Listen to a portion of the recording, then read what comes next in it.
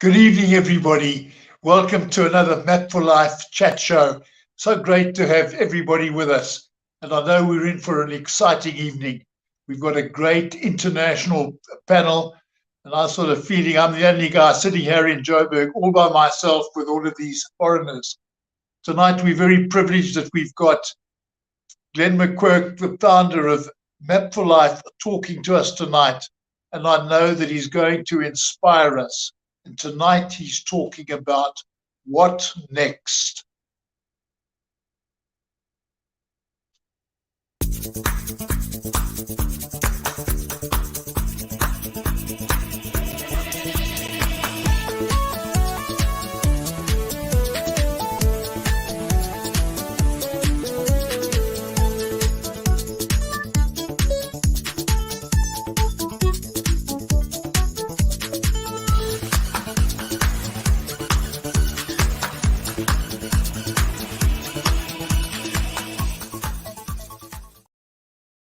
Thank you so much, Peter. This is really, really an exciting evening. I look forward to my Wednesday nights every single week because this is our opportunity to grow and to look towards the future with excitement, with hope, and the realization that the choices we make today can, in fact, influence the future.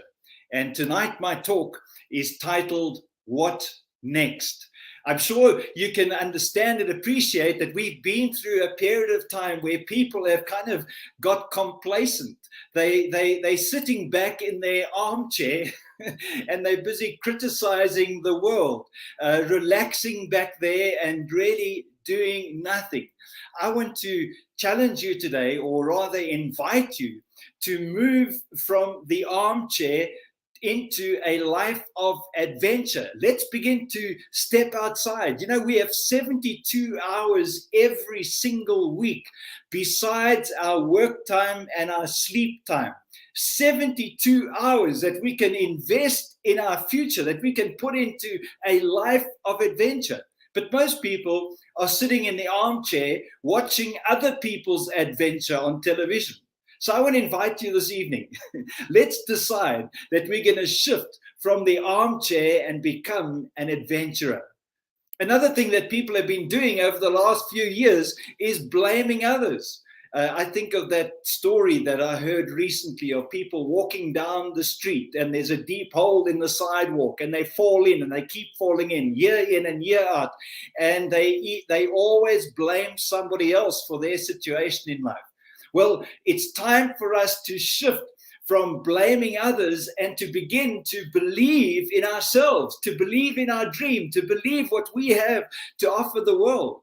I'm excited that you have something special and unique to bring in. You know, so just earlier today, I was listening to somebody saying that they don't like being on video. They don't like being recorded. And I just thought to myself, that is an ideal candidate to speak on video and be recorded because they have an environment that they need to step into that can really change the world.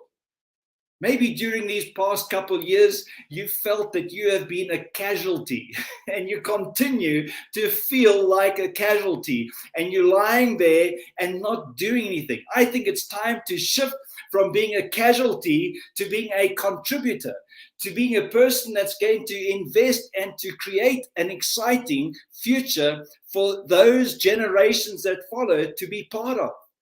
You can be a contributor. You can decide right now, right today, to shift from being that person who feels like a dropout, unqualified, not ready to grasp things, and stepping into a world where you become deployed, where you know that your life matters, that the things that you do can really have an impact in the world that exists at this point.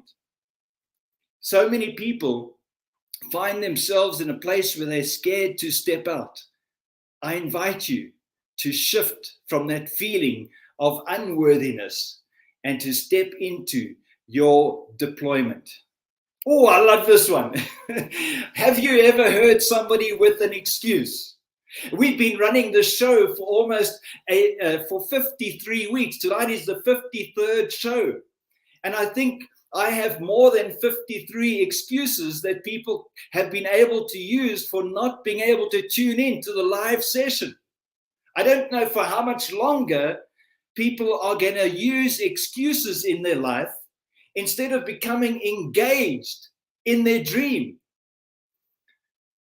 A friend of mine used to talk about a disease that is ravaging the world, and the disease was excusitis. And I think these last 2 years have got many people in a place where it's comfortable to use an excuse. Let's get engaged. Let's get excited about what lies ahead. I found that a lot of people are sitting in a place of fear. They're scared to go out. And I'm going to touch a bit on that a little bit later on. I trust that we will get to the letter S this evening. But we need to shift from living a life of fear to stepping out in faith.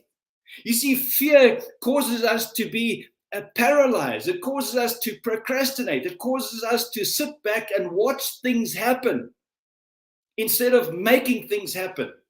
We were born to naturally step out. I mean, every young child, as soon as they can walk, the first place that they head for is the door. They want to get out of the place. They want to go on an adventure. They want to step out. It's our natural gift. So I invite you tonight to step out of fear and into faith, into a life of faith rather. It's so easy to just give up and throw your hands up and say, I can't do this anymore. But maybe the very season that we have been going through is not about giving up, but rather it's your opportunity to grow up.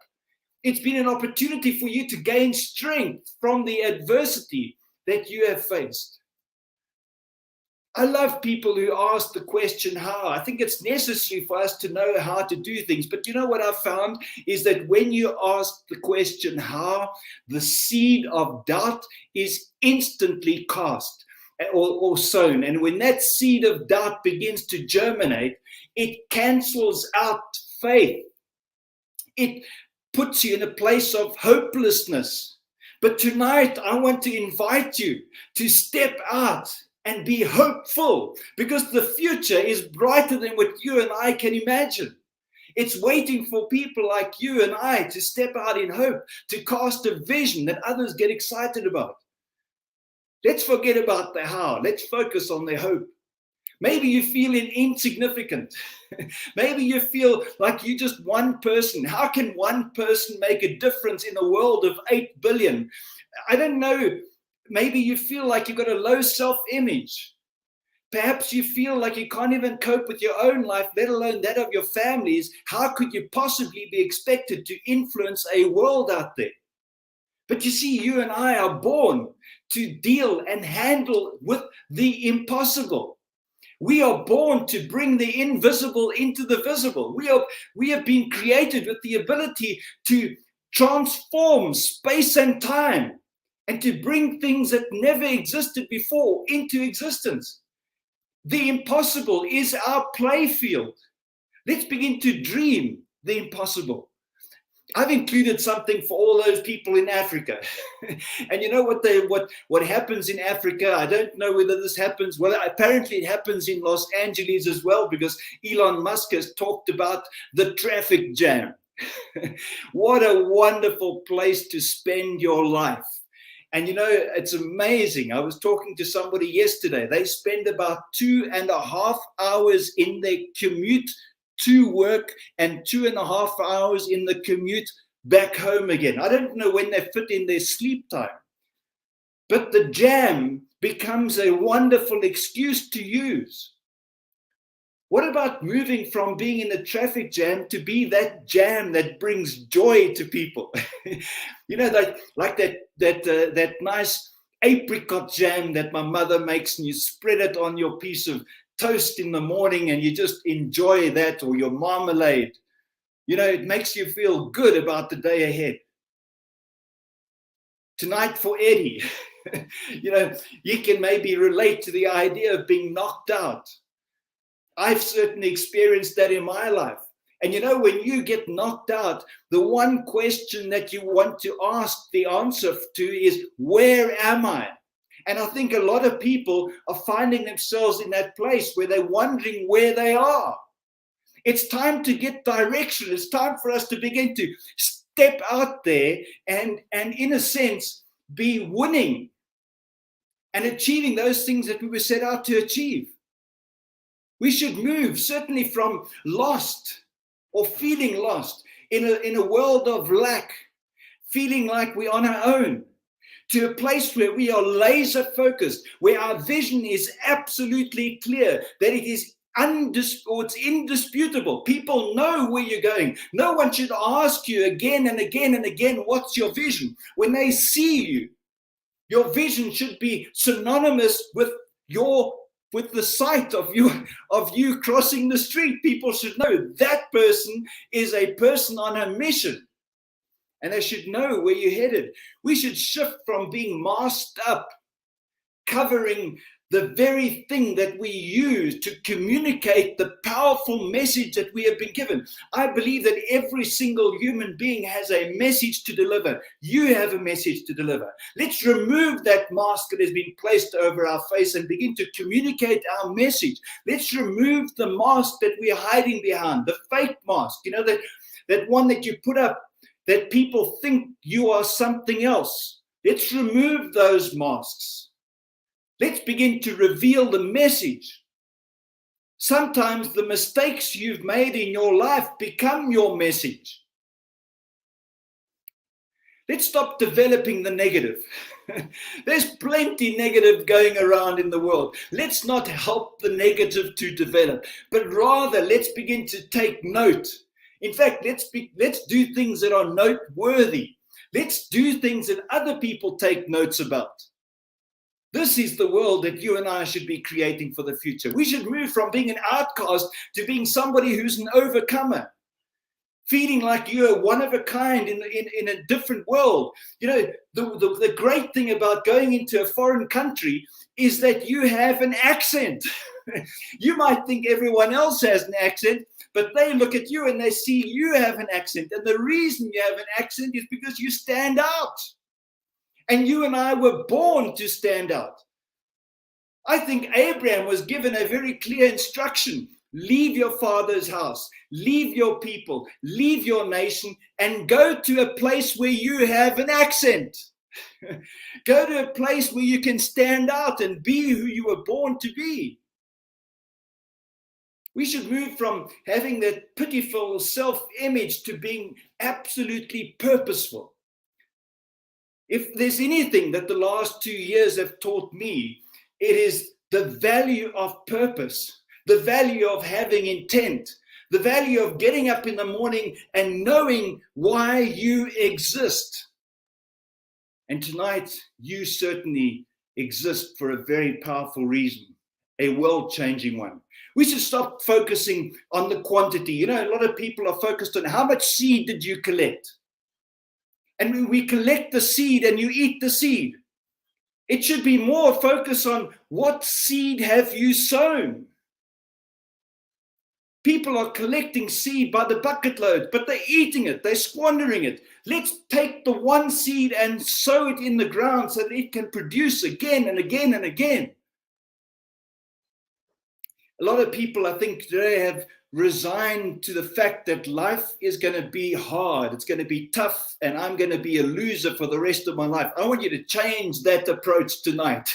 I want you to shift from a situation where you've resigned and accepted things the way they are and reassign yourself to your vision and your mission. Become committed to that thing that burns inside your heart. Show conviction. Begin to let other people see that you mean what you say. I see on so many people's profile pictures today, the message, stay safe. I am sick and tired of hearing that message. That message is not going to enable you to impact the world.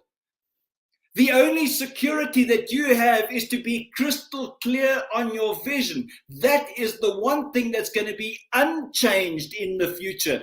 Everything else is going to change around you. That for sure is going to happen.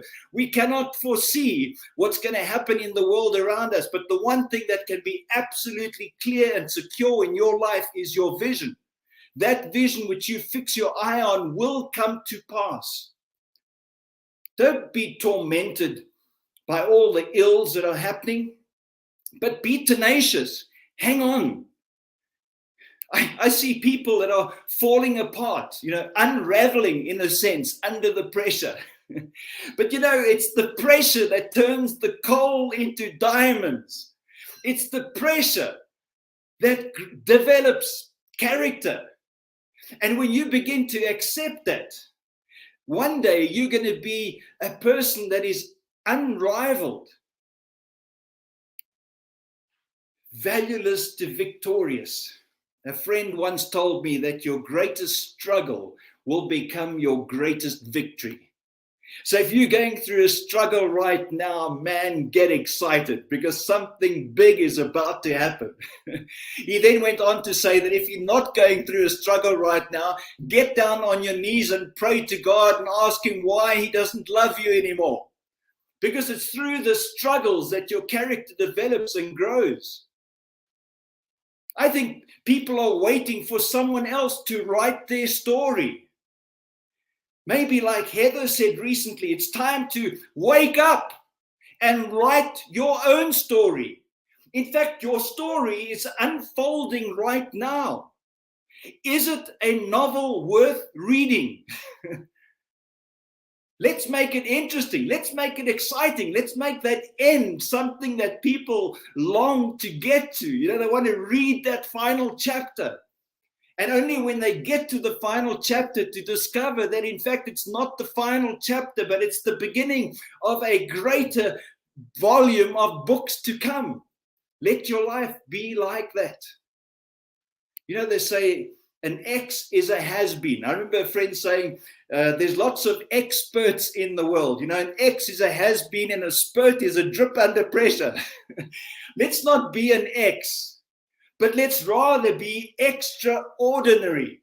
And yes, I've used some creative spelling, but let's be extraordinary. You were born not to be ordinary, not to be a copy. You were born to be a one-of-a-kind individual, a unique set of handprints, fingerprints, DNA, and so it goes on.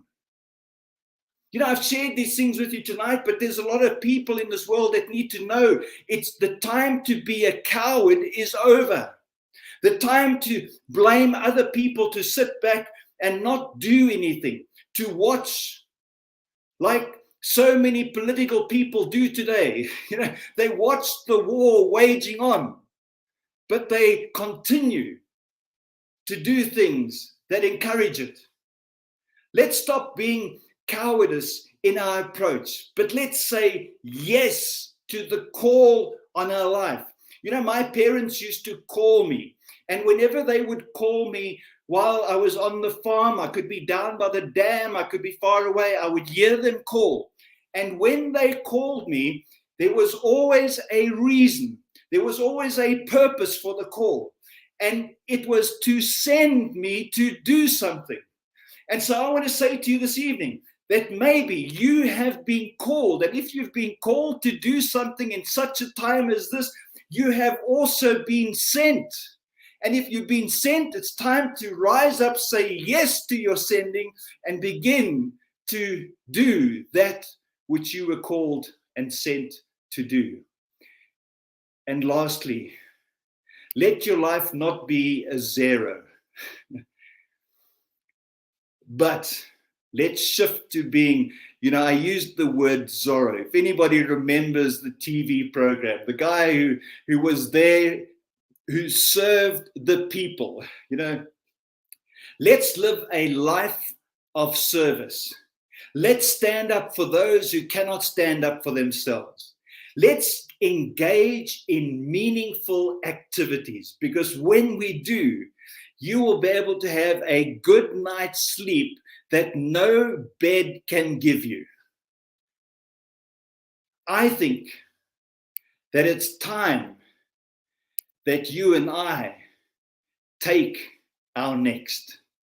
And before the panel comes back to join you, I'm just going to share a very brief testimony with you. And after that, Peter's going to come on and he will lead the panel discussion. Thank you so much. It's time for us to take our next.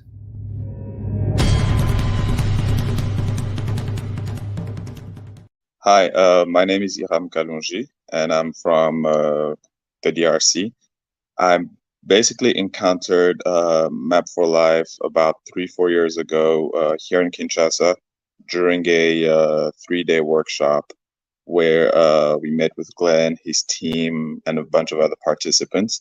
And those 3 days were very life-changing for me in many ways, because the material that I got to learn during that time has allowed me not only to start adopting some of these concepts in my everyday life, but because I also train and coach entrepreneurs, I've also been able to apply the same Map for Life principles and methodologies in how they go about planning, as well as executing their business ideas and concepts and going to market with them. So that's basically my experience with Map for Life. Wasn't that wonderful? And thank you for that testimony.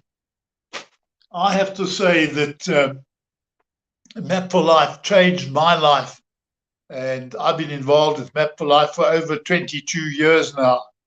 And it certainly was a tool that moved me from where I was to the next stage of my life, and has done so on a regular basis over the last 22 years. And I know that on our panel tonight, and we've got the international panel with folk from the UK. I'm hoping we'll have somebody from Cairo with us, and then somebody from Botswana. And I know that Map for Life has changed their lives and had an impact. And I'm looking forward to your meeting, and I'm hoping Heather will come up first, and we'll move from Heather. And I'd also like to ask, we had almost 26 different ideas, and I'm going to ask each member of the panel to say, what did they think was the best challenge for them? Heather, what did you like? Definitely fear to faith, simply because a lot of people think that they do not feel fear. But, fear shows up in all sorts of ways. Procrastination, we become analytical, we start looking at things logically, we start looking at statistics, we start doubting our ability. Sometimes we don't even know why we are afraid. But so if we move from fear to faith, sometimes we just have to feel the fear and do it anyway. Oh, wonderful. I love that. And that too, I certainly was challenged by that. Let's hear what Eddie's got to say. Ed? Hello. Ed's another one from London coming in to join us. Ed, what was your little takeaway from what Glen had to say? Well, I think the excuses to export really rung true with me. I think it's something that, even my own life, we all deal with it. And I think it's something that will, constantly raise its head. And it's something that if we, get control over, it will make everything a lot easier. It just on this, we talk about the next step, and you made a big step in the last couple of years. I say you made a big step. You've made, I'm going to say, 2 big steps that I'm aware of. A, you got married in this fairly recent past, and B, you moved from South Africa to England. Would you like to just tell us a little bit about those big steps and what influenced you in making those decisions? Well, I was the armchair to adventurer type of person, and more the armchair type, I would say, than the adventurer. And I think that is what sparked it, to be honest. I think once you've come to a point in your life where you self-reflect quite a lot. You start seeing things that need to change, and things that you've got prospects for, and dreams and things that you want to achieve. And as soon as you've got that vision, I kind of realized that mine was the exact opposite. That I always played the safe game. I know what I want to be. I want to live here. And as soon as I changed that and I went into the adventure mindset, I moved. I moved to a different country. But it's loads of changes, lots of growth, tough times, but the adventure just keeps on coming. Wonderful, wonderful. And Norman in Botswana, what is your takeaway from today? Wow, I mean, one struggles to choose one, but I'll land myself on from blamer to believer. There's a truth that, we cannot act above our belief system. And it's interesting to note that people blame a lot of things. They'll blame the government for having not done this. They'll blame their boss. At times, people will blame themselves, their personality type, and all of those things. And it's important to note that in itself can actually be a belief system, being a blamer. Therefore, it's important for us to always interrogate and find out, where is our belief system? What do we believe in? Do we believe in, like Glen was saying today, being contributors, being adventurers, being people of faith, and so forth and so on? Yes. Norman, how's Map for Life helped you in your belief system? Oh, in a great way. We all obviously are grown, and all the way from school to through your parents. Everybody is encouraged to do their best, but no one really has helped me as much as the Map for Life Institute in gathering my thoughts, gathering myself, and actually finding my purpose as much as it has. So you'll have bits and pieces lying in your mind and things you want to do, but there's no methodology, there's no structured way of getting through and follow through. So Map for Life has really helped me with finding my purpose, being accountable to myself, and really making sure I reach my goals. Wonderful, wonderful. And I'm pleased to see that we've got Murad from Cairo with us. Murad, I'd love to hear what you thought of Glen's presentation and what was your one takeaway from it. Well, it was a very rich presentation, so many good choices and so many different words. Many things pop up from hearing the presentation. One of them is that vision would be the place where you find security as things change over the years. People change, assignment change, but your vision is what would remain and is from where you get security from. As well, the yellow to yes. It's sometimes we are not sick and tired enough to be sick and tired from being sick and tired, So I think sometimes, yes, we have to say yes. We have to be committed to the yes in the down and in the up, and even to embrace the tough times, that we sit and pray for tough times, as Glen has said. So this gives us fuel to move forward, to do what's next. Murad, how has Map for Life helped you or clarify your vision? How has it helped you to clarify your vision? I was, just after I attended, before Map for Life, I was in a 3 months residential leadership program, and I came out from it with so many good concepts and ideas.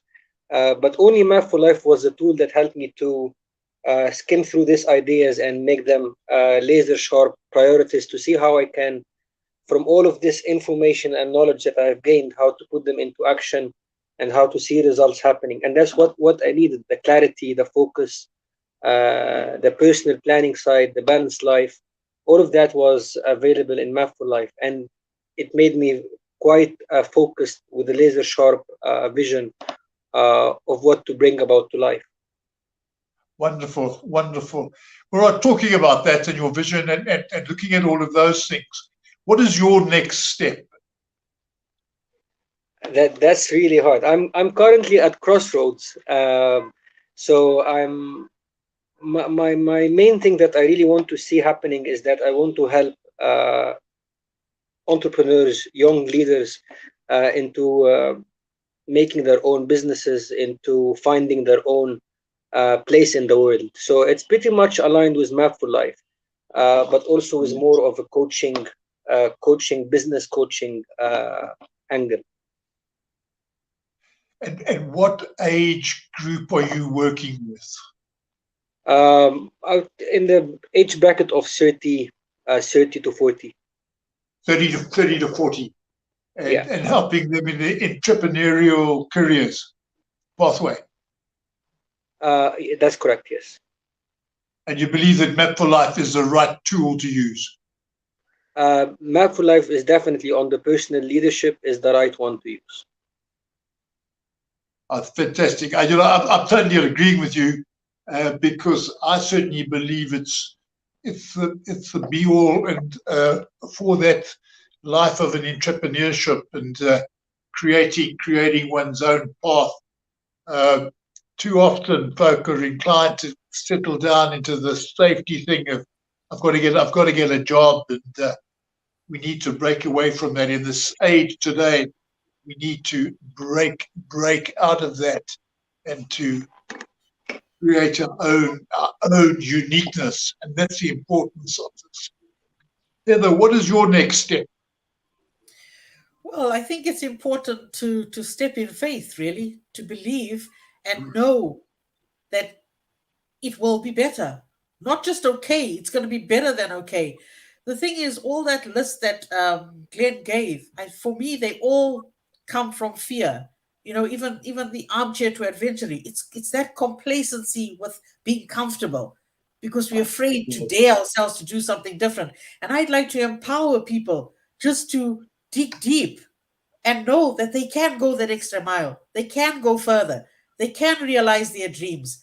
And again, as you say, Map for Life is an excellent tool because I've used lots of personal development tools.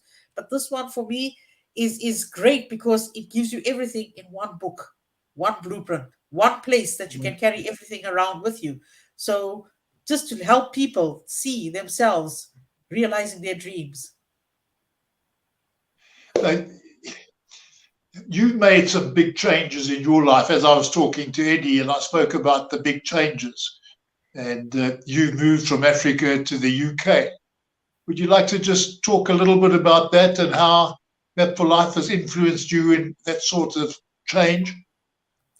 Well, I think sometimes changes are made not because you've chosen them, because they've been forced upon you.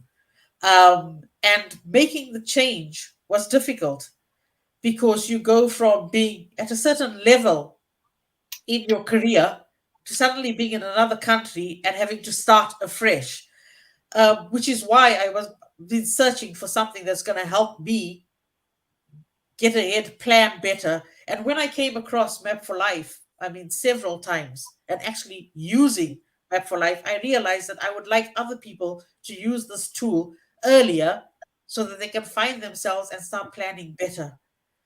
Because wonderful. It's very difficult. Yeah, wonderful. Eddie, what about you? What is your next step? I agree with Heather. I think, it definitely has a lot to do with action. And I think, just showing up is one of the biggest things, and just starting and trying and keeping on that pace, no matter what it looks like, even if it's the smallest steps, it's still going forward and just continuing that personally and with other people. And that's the best you can do, really. And what are your plans for the future? That's a very good question.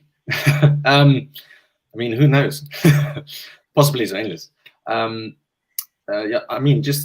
Just keep on keeping on this road, talking to people, trying to find where their heart is at, encouraging them in that, giving them the Map for Life process, and just continuing cracking on.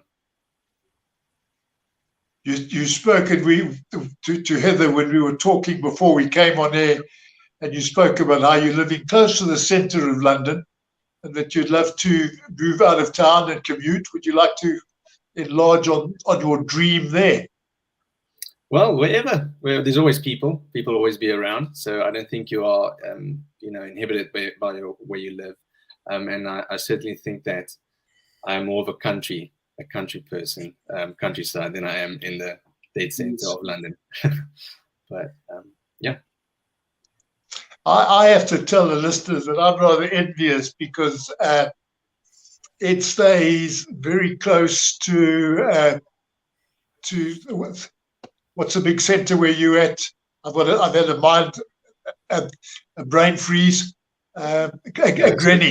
Greenwich. And which is one of my favourite places. And every time I'm in London, I've got to go to Greenwich. And I just think, well, that's the centre. Really, when I say it's the centre of the world, that's where zero latitude runs through. And I love to just stand there, and also the magnificent sights looking over London. And I think it's an inspiring place. Would you like to just talk a little bit more on that? Well, yeah, I mean, it is. I think that is one of the greatest things about coming to and living in London is, I mean, what you watch on movies, you get to experience in real life. And yeah, every corner there's something amazing, and the history is so rich. But I have to stay true to who I am, and I love the countryside. So and I agree with you. I say one of the nicest things about Johannesburg is that you can move out of Johannesburg and get into the country. Norman, what about you? What is your next big step?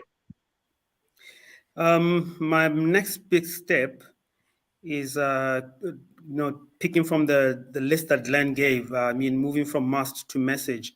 I mean, I live in Gaborone, and the bigger challenge that I see is not necessarily the economic or the political, or the challenges that people normally spell out. But I think the greatest challenge is the poverty of the mind and the heart, where people there's a lack of finding themselves and finding their voice and finding their purpose. So the big step for me is the networking and the relationship building. That came actually from your talk earlier month, Peter, where you said, choose one word that you're going to focus on. So the network drive is on for me to help people, find their voice through the Map for Life process, because it is the only thing and the only tool that I have found to be able to help somebody quickly, put their minds together. So it's a great opportunity for me, and that drive is on. I mean, I shared with Glen just the other day what my weekends look like, and they're totally about Map for Life and nothing else. Wonderful. And I like that question of choosing one word.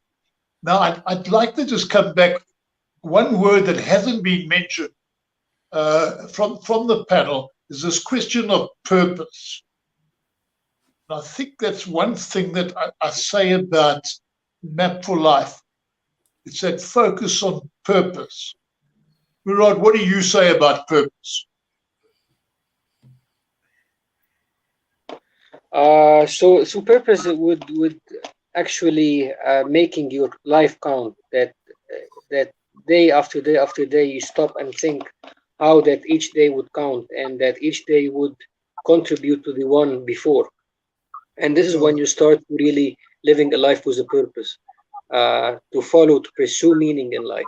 So that's what purpose means to me. Wonderful. Heather, what do you say about purpose?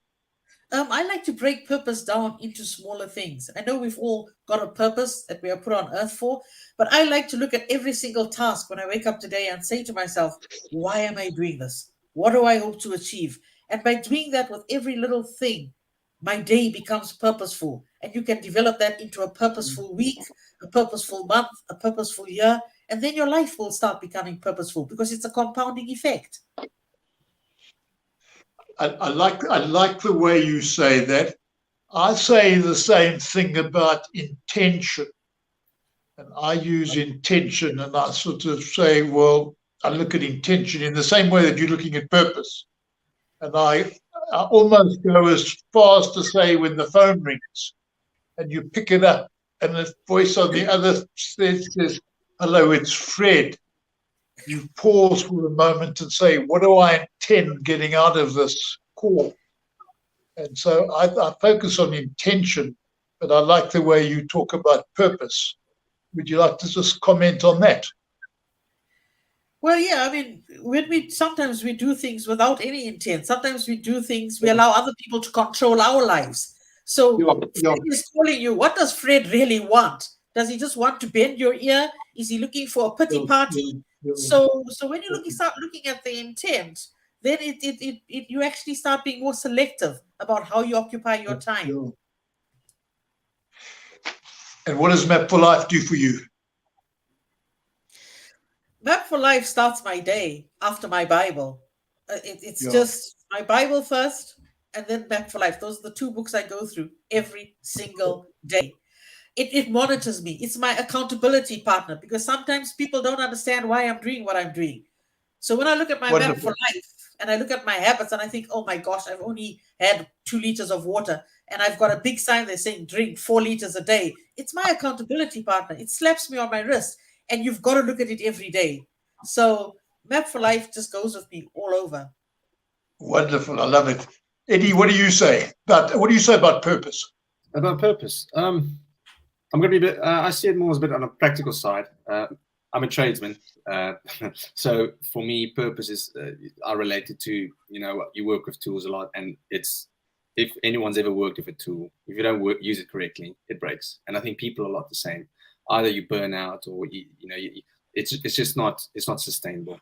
And I think once you find your, not tool, say that you're a tool, but to find where you fit in and where you can be used, purposefully and to your extent, and to fully live and be, what you need to be. I think that's your purpose. I think once you find something that you can fully commit to and just, not break. Wonderful. Norman, I'd like to hear you on purpose.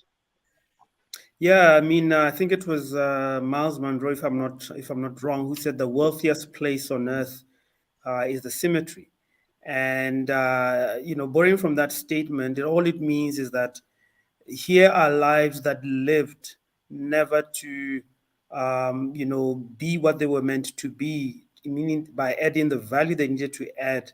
And like Ed has just said, the right intent for their life was not really realized. And therefore, we all then end up in the cemetery with all that wealth having not been realized.